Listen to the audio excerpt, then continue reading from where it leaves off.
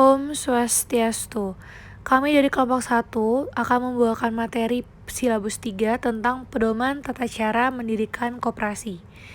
Saya sendiri Alessandra Yurika, lalu ada dua teman saya, Bapak Iwayan Suwardiase dan Keisha Monica Valencia.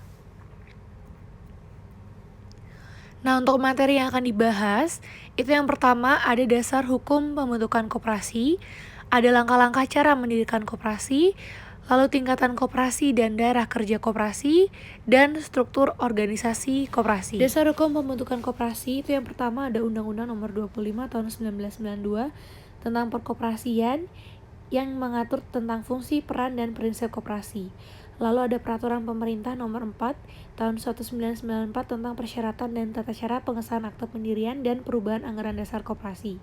Peraturan Pemerintah Nomor 17 Tahun 1994, ada Peraturan Pemerintah Nomor 9 Tahun 1995, ada Peraturan Pemerintah lagi Nomor 33 Tahun 1998, dan Surat Keputusan Menteri Negara Koperasi dan PPK Nomor 36 Cap M2 1998 tentang pedoman pelaksanaan penggabungan dan peleburan koperasi, ada Surat Keputusan Menteri Negeri Koperasi dan PKM Nomor 19 Cap Menek 3 2000 tentang pedoman kelembagaan dan usaha koperasi.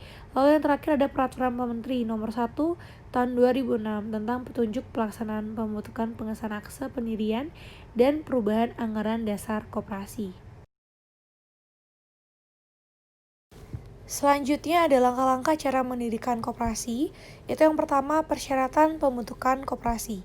Jadi dalam UU nomor 25 tahun 1992 tentang perkoperasian bahwa disebutkan persyaratan pembentukan koperasi sebagai berikut. Yang pertama, persyaratan pembentukan koperasi didasarkan atas bentuk koperasi yang akan dibentuk, mau koperasi primer atau koperasi sekunder. Lalu ada persyaratan pembentukan koperasi primer itu sekurangnya ada 20 orang anggota. Sementara untuk koperasi sekunder itu memerlukan minimal 3 koperasi yang telah berbadan hukum. Lalu ada koperasi yang dibentuk harus berkedudukan di wilayah Republik Indonesia. Untuk pembentukan koperasi itu dilakukan dengan akte pendirian yang memuat anggaran dasar. Lalu yang kedua ada dasar pembentukan koperasi. Jadi masyarakat yang akan mendirikan koperasi itu harus mengerti maksud dan tujuan koperasi ini apa sih, dan kegiatan usaha yang akan dilaksanakan oleh koperasi untuk meningkatkan pendapatan dan manfaat yang sebesar-besarnya bagi mereka. Nah, yang ketiga itu ada persiapan pembentukan koperasi. Jadi persiapan ini ada beberapa hal. Yang pertama, bentuk koperasi harus dipersiapkan dengan matang oleh para pendiri. Jadi persiapannya itu antara lain seperti penyuluhan, penerangan, maupun pelatihan bagi para pendiri dan calon anggota untuk memperoleh pengertian dan kejelasan mengenai keperkoperasian. Lalu yang dimaksud dengan pendiri ini apa? Adalah mereka yang hadir dalam rapat pembentukan koperasi dan yang telah memenuhi persyaratan keanggotaan serta menyatakan diri menjadi anggota. Lalu para pendiri mempersiapkan rapat pembentukan dengan cara seperti menyusun anggaran dasar dan anggaran rumah tangga. Lalu ada rapat pembentukan koperasi. Nah, jadi setelah semua persiapan dilakukan, baru dilakukannya rapat dengan ketentuan. Rapat anggota koperasi itu sekurangnya 20 orang untuk koperasi primer dan 3 koperasi untuk koperasi sekunder. Nah, rapat pembentukan ini dipimpin oleh seorang atau beberapa pendiri atas kuasa pendiri. Nah, yang disebut kuasa pendiri ini adalah beberapa orang dari pendiri yang diberi kuasa dan sekaligus ditunjuk oleh pertama kalinya sebagai pengurus koperasi untuk memproses pengajuan permintaan pengesahan akte pendirian koperasi dan menandatangani anggaran dasar koperasi. Nah, apabila diperlukan nih atas permohonan para pendiri, pejabat dinas koperasi dapat hadir dalam rapat pembentukan untuk membantu kelancaran jalannya rapat dan memberikan petunjuk seperlunya. Nah, dalam rapat pembentukan perlu dibahas tentang keanggotaan, usaha apa yang akan dijalankan, modal sendiri, kepengurusan, pengelolaan usaha, dan pengurusan anggaran dasar dan anggaran rumah tangga. Nah, anggaran dasar ini harus memuat sekurang-kurangnya daftar nama hadir, nama dan tempat kedudukan, maksud dan tujuan bidang usaha, ketentuan mengenai keanggotaan, rapat anggota, pengelolaan, jangka waktu berdiri, ada pembagian sisa hasil usaha atau SHU, dan ketentuan mengenai sanksi. Nah, rapat ini harus mengambil kesepakatan dan keputusan yang disebutkan di atas. Nah, setelah itu ada pengesahan akte pendiri koperasi atau badan hukum koperasi, di mana pengesahan akte pendiri ini dilakukan dengan cara para pendiri atau kuasanya mengajukan permintaan pengesahan secara tertulis kepada pemerintah dengan bantuan notaris. Nah, yang terakhir ada pertanggungjawaban kuasa pendiri koperasi.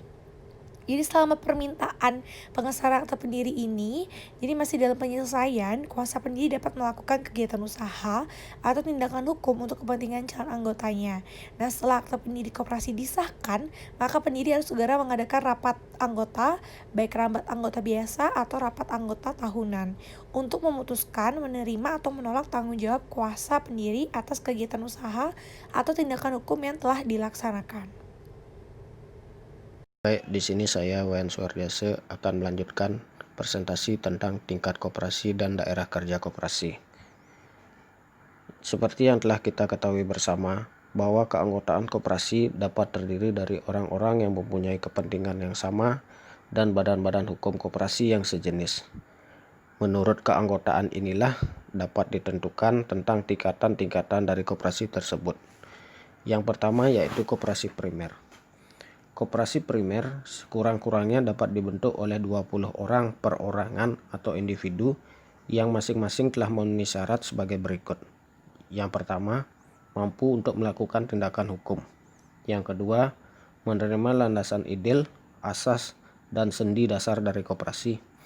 Yang ketiga, sanggup dan bersedia melakukan kewajiban-kewajiban dan hak-haknya sebagai anggota sebagaimana telah tercantum dalam Undang-Undang Nomor 12 Tahun 1967 tentang anggaran dasar dan anggaran rumah tangga serta peraturan koperasi lainnya.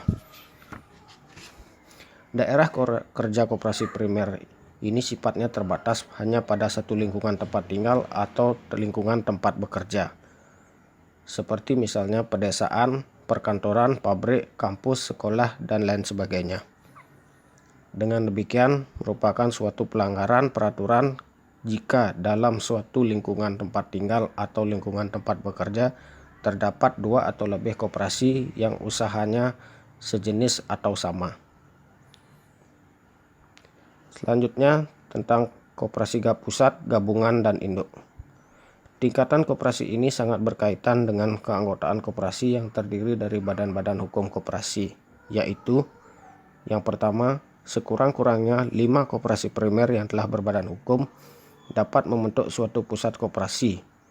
Dalam satu kesatuan perjuangan efisiensi, maka akan dapat lebih terjamin. Yang kedua, sekurang-kurangnya 3 pusat koperasi yang telah berbadan hukum dapat membentuk gabungan koperasi.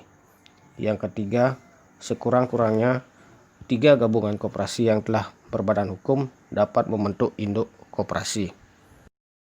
Di sini saya Kisha Monica akan melanjutkan presentasi di mana saya akan menjelaskan tentang struktur organisasi koperasi.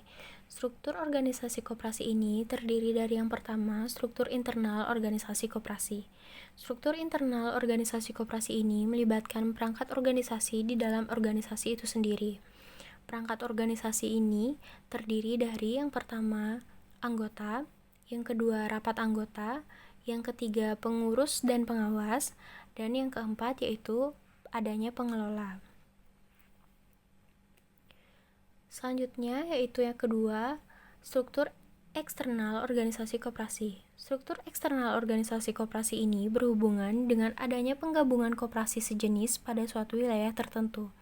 Penggabungan itu dibutuhkan untuk pembinaan, pelatihan, kemudian mendapat modal, dan kebutuhan-kemudahan lainnya, di mana terdiri dari yang pertama koperasi induk, selanjutnya koperasi gabungan, lalu koperasi pusat, koperasi primer, dan yang terakhir itu adanya anggota koperasi primer.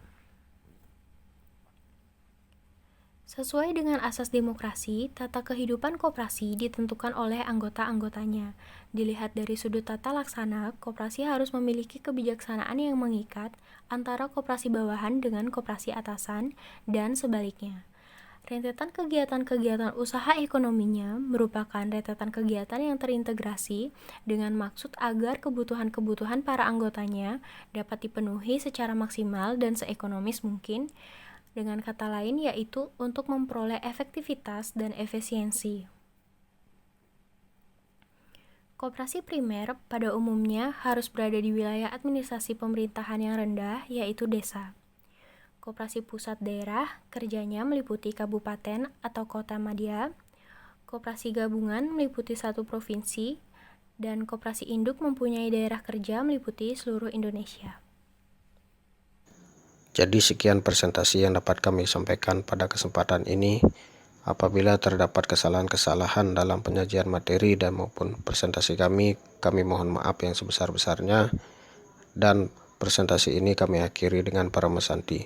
Om Santi Santi Santi Om.